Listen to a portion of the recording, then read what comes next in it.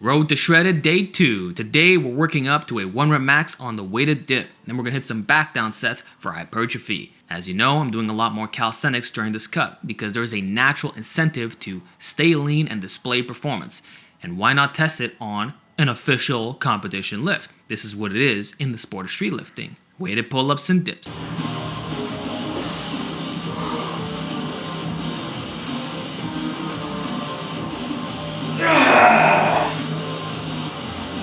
Pretty good strain. I would call it RPE 9.5 tops. As you can see, the form is perfect, nice and stable. The trick that I found is you want to use a daisy chain and squeeze the plates with your feet. And don't start the rep until the weight is not swinging like a pendulum. So this is why I sidestep it, I hold it for a brief second, Valsalva, and I'm good to go, just like a barbell back squat. So then we do 3 plates for a set of 10, drop it down one more time, do an AMRAP with 2 plates, and I believe I got 23 reps here, which is the most I've ever done. Some people struggle to do this in a down workout, and here I am pumping with a fast tempo. And by the way, for those who ask, what about shoulder injuries? Notice how I'm facing the other way. I'm in external rotation, which is easier on the joints. And the speed, well, each rep is basically identical, and I've trained these deep joint angles with tremendous volume and intensity over many years. In fact, I've been doing calisthenics for over 10 years, if you really look at it objectively. So that's it. Now, speaking about danger, I decided to hit some behind the neck presses as my secondary press. And as you can see, going all the way down to the upper traps. Oftentimes, I'll see guys half-repping this exercise, claiming that the arm angle needs to be at 90 degrees, so right at the ears or right above. To me, that is a major mistake because it is inevitable that you will end up getting lower at some point, especially if you're training close to failure. And when you compare this to other movements like barbell squats and good mornings, it is normal to have your arms back in that position. So I want to strengthen these deep joint angles, which feeds into my behind the neck pull-ups, my sideways extensions, squats, everything. And in general, it's a vertical push 100% because you can't lean back. See, that's what happens with a regular overhead press.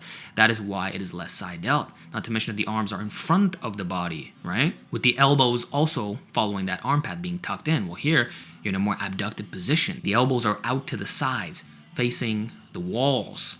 So you could argue it is more biased towards the side delts, and in an old school manner, this is precisely what the greats did. Barbell overhead pressing, dumbbell overhead pressing, the chest expander. It wasn't until Vince Gironda came around that lateral raises became so popular. And you'll see in this workout, I don't even do them because I found them for myself, they're not necessary. Now, from time to time, I will include, especially some glute raises in this series. They will be a feature, but it's not what I credit the majority of my delt size to. So dips and behind neck presses for bulletproof shoulders and brute force strength. Then we followed up with another old school classic, which is very unconventional, and it's only a couple sessions that I've been doing this, which is the Power Twister Gold. And I'm using it on my leg for more stability. So it's less wrist, less specific to arm wrestling, and it's kind of like I'm doing a most muscular pose at the bottom.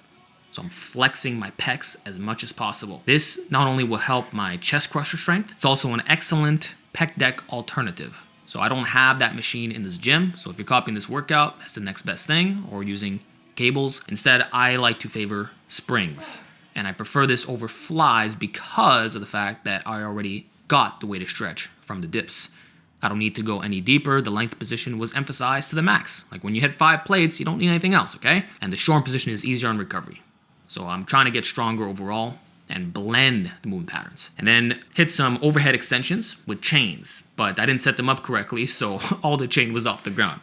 Way too heavy. I only got like 4 reps. So do a drop set immediately after, trying to control the weights. I'm actually letting the elbows flare because that is easier on the joints. This idea that they need to be overly tucked in to hit the triceps is pure nonsense. The forearm is the operating lever, and it doesn't matter which direction it is bending in. As long as you're doing full range of motion, you're good to go. So do what is easiest on your build, and understand that with barbells, by design, it is restrictive because the elbows want to come out to the sides, yet they are forced in. So the only way to work around this is by either flaring your elbows or skipping the lockout. So feel free to try both.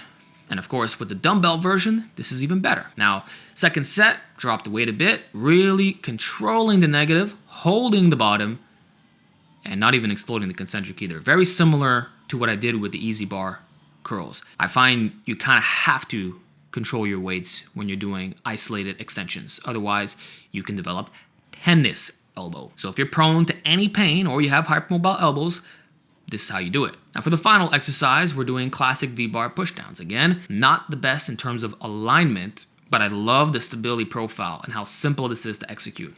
See, with dual ropes, your form can change, especially as you fatigue. There's that spreading force to overcome.